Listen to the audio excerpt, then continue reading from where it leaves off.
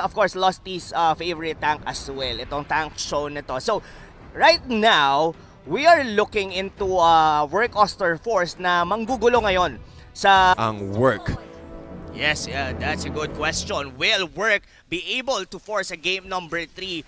Pero right at this point, I am really liking, kahit hindi ko masyado nakikita yung buong mapa, yung that anticipation coming from Flap TC na sumama doon sa gitna.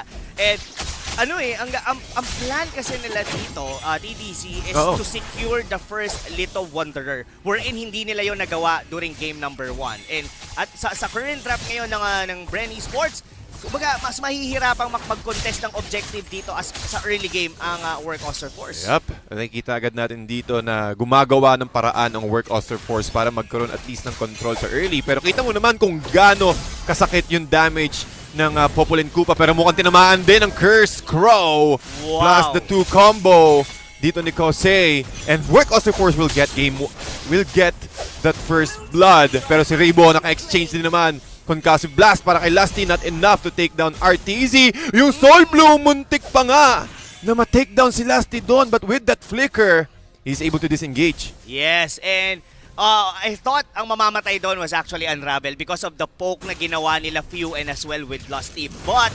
ang ganda ng backup ni Kosei. That's one of the reason bakit sila ang nakakuha ng first blood.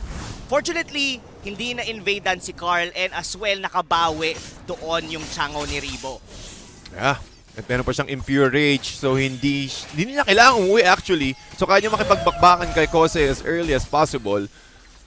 And also the Meteor Shower para pang-clear ng wave. But however, Unravel na naman ang magiging next target ng Bren Esports. Pero alam naman natin, Hilda pa rin yan. Makunat at makunat pa rin talaga yan. Pagpasok niya lang sa brushes, magpo-proc yung yung blessings niya. So, kailangan lang naman maging maingat ni Unravel dito pero looks like Bren Esports, di na sila maghihintay pa.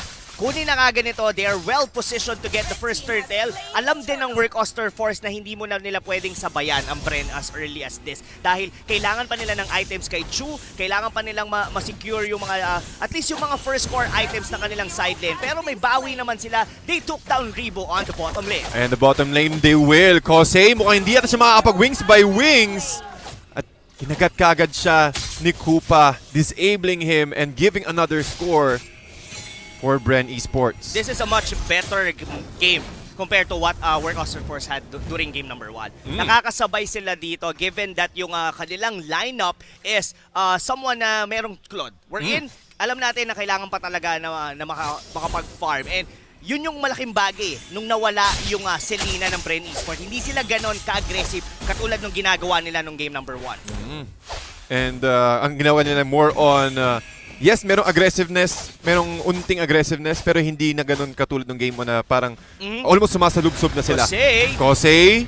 Oh, tinamaan ng Wave the Dragon, pero enough ba yung damage dito. Plus the Meteor Shower para ma-secure yung kill. Hindi binigyan ng pagkakataon si Kosei ng lumipad. 1-2-1 ang current standing at na-burn niya rin yung kanyang flicker from that engagement. Oo, and that was secured kasi nandun din yung Popolin Koopa So, sabihin na natin hindi mapaperfecto ni Lusty yung kanyang Way of Dragon. Kaso nga lang, sakto. Nandun din yung bite, of course, ni Koopa. And together with the Meteor Shower, secured ngayon yung kill for Bren Esports. And so far, tempo-wise, it look like Bren Esports medyo magaan ang laro sa kanila na to. Magaan na nga rin ang ikot ng Work Auster Force. Pero yeah, nakikita natin dito yung Bren Esports na talagang nagiging reactive. O sila din mismo ang gumagawa ng mga plays. So almost bigayin lang din ng opportunity dito. Kung sakaling sino mag-initiate, sila yung agad yung makakalamang when it comes to fights because they have the burst capability as well. Pero talking about burst, Kosei securing another kill here. At si Rebo ang mapapatumba sa side ng Bren. Nadadalawahan na si Rebo doon, TDC. Pero another turtle fight. Oh, Electro Final Blow. Sino makakakuha ng turtle? And that will be Carl TZ. Gamit ang kanyang Benedetta, 3-mar TZ with a nice stun. But hindi pa rin enough yung shield to protect against two members ng Bren Esports. RTZ trying to chase Slap TZ. Pero meron siyang quick sand guard. Si Few. Upo muna siya. Pero si Carl TZ, si Chu mo ang siyang hinahabol dito. Carl TZ, again with the feathered airstrike. Enough! Yung damage. Carl TZ is down. And Kosei with a nice assist. Kosei sinusubukan niya i-body block at steal rather yung purple buff gamit ang Meteor Shower ni Rebo. Pero magandang engagement. Sino lumamang doon? Well, parang balikan lang din, DDZ. Well, I Oy. can say that Bren Esports definitely won that engagement dahil na-secure nila yung turtle. Pero nakakuha ng consolation naman dito si Kuse. Diba? Getting a pick off on Bren Esports. And right now, and that was definitely Carl TZ. Kahit pa paano, nahahalt nila yung progression nitong Benedetta na to. And mind you, TDC, si Chu, hindi pa siya namamatay dito. Sabihin na natin wala pa siyang nakukuhang mga, or rather objective, or even itong wala pa siyang napapatay. Pero tuloy-tuloy ang farm ng Claude na to. And somehow, itong Claude na to ang magiging problema ng Bren Esports going into late game. Lalo kapag nagkaroon na siya ng items. And looking at the items here, 3 Martizi, meron na siyang Bloodlust Axe, so mas mataas na naman yung lifesteal niya. So, meron ding opportunity yung Work Auster Force na makipagsalpukan kaagad with that item. And talking about item here, Demon Hunter Sword, but look at Unravel. Sinusubukan niya makipaglaban sa tatlo. Meron siyang Flicker out, and Chu with the Blazing Duet. Not that much damage. Si RTC sinusubukan niya i-take down si Rebo. Almost half HP from that Soul Bloom. Pero Work Auster Force, meron silang opportunity to play aggressively, pero ang Bren Esports absorb, parang calculated nila yung damage output ng Work Auster Force. Oo, and alam mo TDC, yung ginagawa nila Unravel and RTZ, they are just buying time to the point na makapag-farm si Chu, and sobrang libre. Actually, uses Blazing Duet doon sa gitna, and as well, getting all that energy, or rather yung turrets doon ng Bren Esports. So, ngayon, ang ginagawa ngayon dito ng Work Auster Force, just holding the line, just give enough time para sa mga damage dealer nila. Even 3 Martisi, confident na ngayon siya dito. Yep, sobrang confident niya with the Festival of Blood additional lifesteal, at nagkaroon tayo ng engagement dito sa may bottom lane. RTC will secure that kill using the Soul Bloom, pero sa Few ang magiging next target dito. Bite M. Koopa ang naging sagot ni Few, but Flap TZ will be the ones going to secure that kill. Turtle fight na naman. And also with the Feathered Airstrike, muntik niya ma-take down si Few, pero enough pa rin damage, and the Turtle will be taken out by Carl TZ. Carl TZ magiging main focus ngayon, pero Carl TZ hinabol din si Kose. Kose, he will go down sa kamay ng Flap TZ. The TZ brothers taking down Toon, making the play side ng Bren Esports. Ang daming naging mali doon sa side ng Work Auster Force. Even Kose was about to kill Lusty dung pag-face check doon ng Cho, pero kinulang pa. Even with a single normal attack, hindi niya napatay doon na Cho, just right, flicker out. Tapos yung backlanes ng Bren Esports, hindi nila in-anticipate na ganun yung damage na rito. So right now, Work Auster Force, medyo nababawian sila ngayon ng Bren. Nabawian nga sila ng Bren ngayon, and with that, Lusty will be taken out of the play for the next 15 seconds. Pero lumalaban pa rin yung Work tol ha. Definitely. Talagang naghahantay lang din sila na, okay, kailangan lang natin i-endure yung first part of the game, pero kapag si Chu nagka-item na, meron siyang Raptor Machete plus the Demon Hunter Sword, mas siguro isa pang item, on top of that, pwede na agad silang mag-engage. Since medyo maaga pa rin naman, Rob, it's just 8 minutes, pero talking about momentum and talking about the tempo, Bren Esports ang may hawak nun. Oo, pero kailangan nila maging mindful dito TDC. We've all known, of course, Claude is definitely gonna scale on the lane. And not only that, even Kose, napansin ko yung damage ng kanyang Feather Airstrike kanina. Just by 2 pops, kayang-kaya niya na kagad na makapatay ng mga squishy lineups dito from the Bren Esports. Yeah. Pero ang maganda lang sa Bren, yung aggression nila hindi humihinto. Talaga tuloy-tuloy to the point na ang Work Auster Force, kailangan nilang sumabay. And it all thanks to RTZ and Unravel kung paano sila nakakasabay ngayon dito sa mid-game. Look at the gold lead ngayon dito. This is what? 3,000 lead on Bren Esports, pero hindi natin masyadong ramdam yun kasi ang ganda rin ng depensa ng Work. Yep, and giving some space dito sa side ng Work Auster Force to at least find an opening. At yun yung magiging sagot dito ng Work Auster Force. RTZ taking out Carl TZ. Unravel ang magiging target.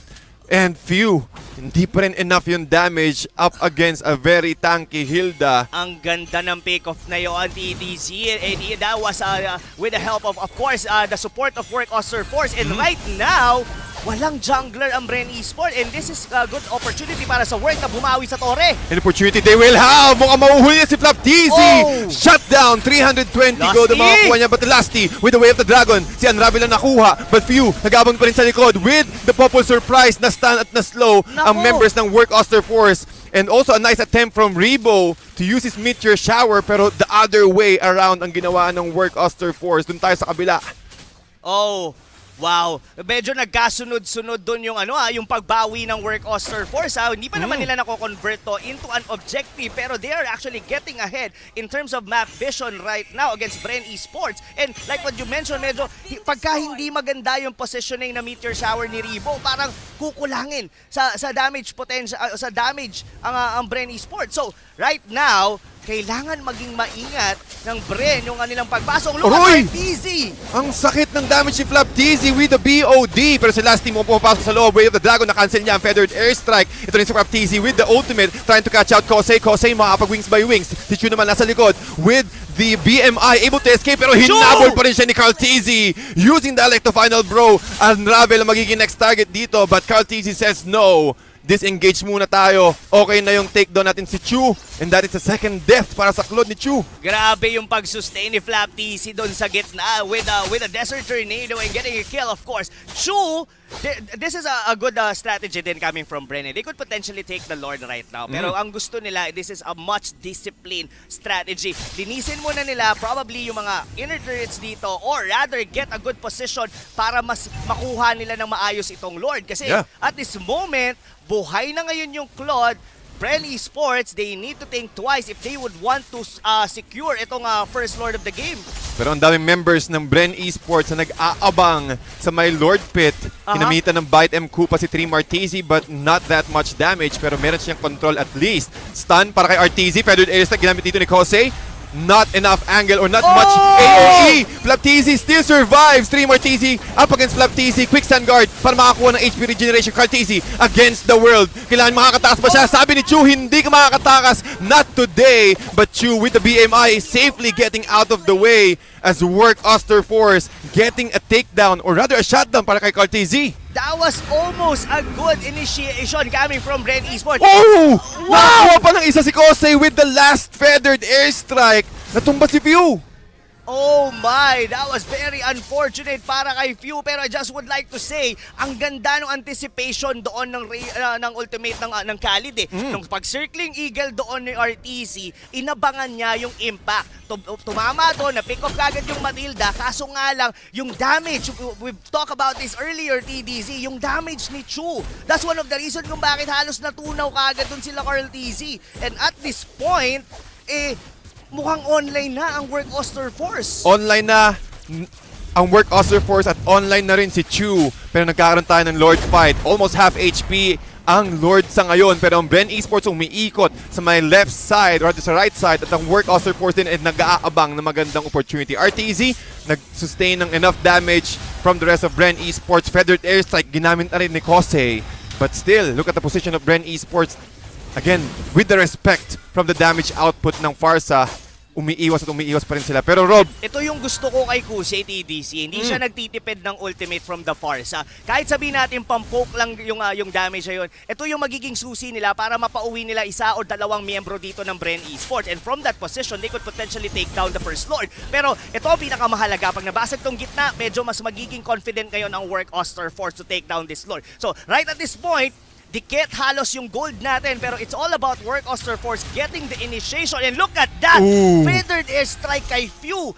Isang tama lang yung TDC, halos 3/4 yung bawas. Halos 3/4 agad yung damage ng work Auster Force at yun yung strength ng work Auster Force dito sa matchup nila, especially sa next Lord fight. Ang bilis mag-cooldown ng feathered airstrike and also getting a lot of ground for the next team fight. So ang ginagawa ngayon dito ng Bren Esports, they're trying to hold this outer turret in the mid lane. Karlteezy just going on the segue pushes on the bottom lane, pero alam ng work ito.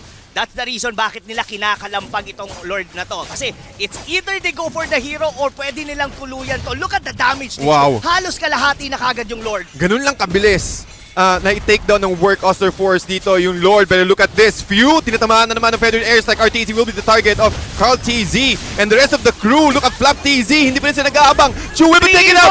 Inisa-isa ng Bren Esports, ang membro ng work Auster Force, getting punished one by one. Isa na naman ang natumba sa miyembro ng work Auster Force. 4-0 exchange sa side ng Bren Esports. Sabi ng Bren Esports, wag nating pakilaman yung Lord. Diretso tayo kagad doon sa mga squishy heroes. Inuna, ilisa-isa nila doon. Yung Farsa, yung Matilda, even ang Rebel, hindi nila pinalagpas. And Just Wow. like that, this instant replay is brought to you by Oppo A94. Ating muling tunghayan kung ano ang nangyari. Look at that. Binabawas-bawasan ng work Auster Force yung Lord. Sino ang magsa-start ng initiation na to? Look at on the back lanes. Si yung Few is actually going for RTC. The Feather Airstrike, hindi nila na-pick off doon yung Popol and Koopa. On the back lanes, ginugulo ni Flap TC. Si Kosei, that's one of the reason bakit hindi niya magamit yung kanyang ultimate na doon sa mismong teamfight. Pati ang ganda rin ng angle dun ni Meteor Shower ni Rebo at catching every members of work na nasa loob ng Lord Pit. So pagka parang trap, nakakuha ng magandang trap card. Exactly. And I really thought na magiging malaking factor yung pagtalo ni Trimmer with the Lapu-Lapu. He has the perfect bravest fighter. Sobrang brave niya. Ang problema, ubus na yung kakampi niya. Malakas ang damage output ng Bren Esports and kailangan din i-respect yung ng work Auster Force yung capability na kaya din mag-dish out ni Flap TZ ng that much damage. Again, ito yung Khalid na hindi siya yung fighter na Khalid makikita mo sobrang tanky lang. Pumapalag pa rin siya with the Desert Tornado. Feathered Airstrike, tinatamaan si Rebo, pero nakakatakas pa rin ng Bren Esports doon. And si Lusty ang umabsorb mostly ng damage ng Feathered Airstrike at work. Nag-aabang na naman sila ulit ng isa pang member ng Bren Esports na siguro pumasok dun sa may brush area nila. Yes, but this ain't over, TDZ. That might be the first Lord na na-secure ng Bren Esports. But we still have to respect the draft of work Auster Force. They still have this Claude. Sabihin na natin medyo nagkamali sila kanina, pero they can definitely turn things around with the damage that they have.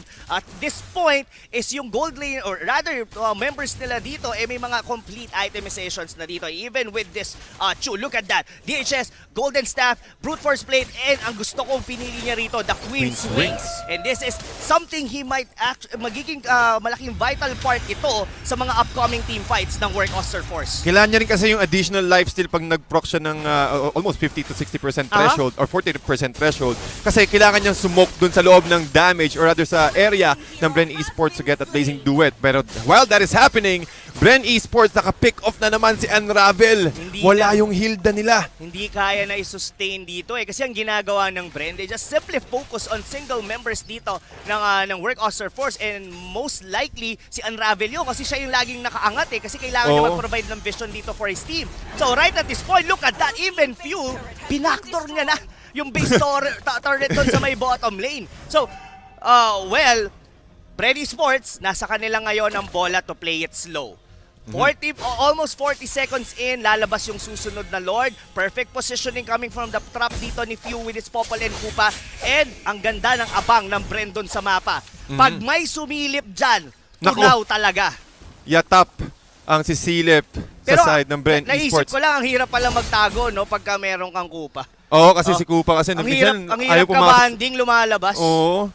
Oh, wow. Ayaw pumasok sa loob ng brush. Pero yes, nakikita mo naman yung positioning dito ng Bren Esports. Almost 5 members is nasa top part. Inaabangan lang talaga yung Lord. Pero meron na ring idea dito yung work Auster Force since si Kosei sinubukan niya at nakakita siya ng itak na lumilipad. So it means na nandun yung mga members ng Bren Esports. Feathered Airstrike! Rebo! Almost catching Rebo! Wow. From downtown, that Feather Airstrike almost deleting the Chango of Rebo, pero good attempt, muntikan nila. Muntikan pa rin. Lalo na TDC, we are already approaching to the point na tumatagal na ang mga death timers natin. TikTok timers nga naman sabi nila. Pwede ka mag-TikTok pag na-takedown ka. Oo, ng 20-minute mark above. Mapapaano ka ng mga when she comes in, na mapapatingin ka na lang ng mga sumasayaw. Parang si Kuya Manjin mahilig sa ganon. Pero look at this, here we go! Tinamaan na naman ng Way of the Dragon plus the Meteor Shower para kay Rebo. Unravel, not enough damage. Pero si Chu medyo sumasalubsob, na iwan siya. Hindi naka-follow through yung work Auster Force. At matutumba si Chu for the next 55 seconds. Saktong-sakto na din yung pagkaka-respond ng Lord. So wala silang retribution pero Unravel. And also with the Feathered Airstrike from Kosei. Pero na-sandwich play ng Bren Esports ang members ng work Auster Force. Pero with the ultimate from Flap TZ. Third siya ni Trimmer TZ. Carl TZ trying to run away. Pero si Lusty din nag-aabang din sa likod. At mukhang si Kosei ang inaabangan niya. Merong immortality dito si Lusty. Pero makakakuha ba siya? Mapapap ba nila yung immortality ni Lusty dito? But no! With the Shunpo, Bren Esports able to... Grabe yung micro-handle, DDZ. Nakita mo ba yun? Pinaglaruan nila yung pader. Oh no, these two teams is really showing up. Carl TC, hindi ka pwedeng mapitas dito. Hindi nga pwede. We could cancel blast with the mobility from Carl TZ. Makakatakas ulit pero si Lusty nag-umaamba. Ginagamit kanyang Jeet Kundo para lang magkaroon ng unting trap. Pero Rob, tinan mo yung top and bottom lane. Kailangan i-show muna ng work Auster Force para mas magkaroon sila ng magandang positioning, opportunity to contest the next Lord. Kasi kung iisipin mo, hindi pwede rin kasing biglang i-fake Lord, sabay si Carl TC, biglang mag-sneaky play, sumegway, makabasag. Look at that. Almost lock item and he has already a malefic roar. Dalawa sa kanila. Even si Few. Ganito ka-farm itong Popol and Kupa na to. Kaya even Unravel with the tank, ramdam na ramdam niya talaga yung aso ni Few. Ang sakit talaga with the bite and Kupa. Bukod pa dun sa stun, ang taas na rin ng damage output ni Few at nakakasabayo na rin siya sa mga squad niya na Bren Esports. 61.9k. 62 ang Bren Esports, abang ang work 59. Hindi naman ganun kalayo, pero talking about objectives, isang turret na lang ang naiiwan sa work Auster Force. At this point, TDC, goal doesn't matter. Ang pinakamahalaga dito wag kang mapitas. Isa pa is yung positioning mo. Ito, alam to ng work Auster Force na susubukan ng Bren Esports ngayon i-contest on Lord. Pwedeng kalampagin, tapos dumiretso sa hero. Even Unravel, medyo malalim siya dito, TDC. Si Flap TZ na-absorb yung damage ng Feathered Airstrike pero na-stop siya ni Lusty. Lusty ang magiging next target ngayon ng work Auster Force. Pinapatakbo, but with the Meteor Shower, Unravel, buhay pa rin, but si RTZ medyo lumalim. Hindi agad nakapag-follow through. Ang work Auster Force, si Chu is also exposed. Pero si Carl TZ ang magiging main target dito. Chu is still trying to catch out the rest of the members of Bren Esports. Pero si TZ with a nice jump. Raging slash. Popping the immortality of Lusty. Pero na-isolate siya ngayon ng Bren Esports. Ito na ang turn ng Bren Esports with the way of the dragon. Plus the Meteor Shower. Bren Esports taking down 4. Pero okay lang yung TDC Kahit napitas nila doon si Carl TZ, halos mabubura naman lahat ng mga members dito ng World Auster Force. And to mind you, meron silang Popol and Kupa na well-farm. Kahit wala sila ritong jungler, parang meron pa rin silang isang damage dealer na nagngangalang Few. Itong Popol and Kupa na to ang mukhang makakabasag ng base na. Oh my G! Bren Esports! Hindi binigyan ng pagkakataon ang work Auster Force para maagante with this rematch. And this winning moment is brought to you by Head and Shoulders. Rob, mukhang swerte.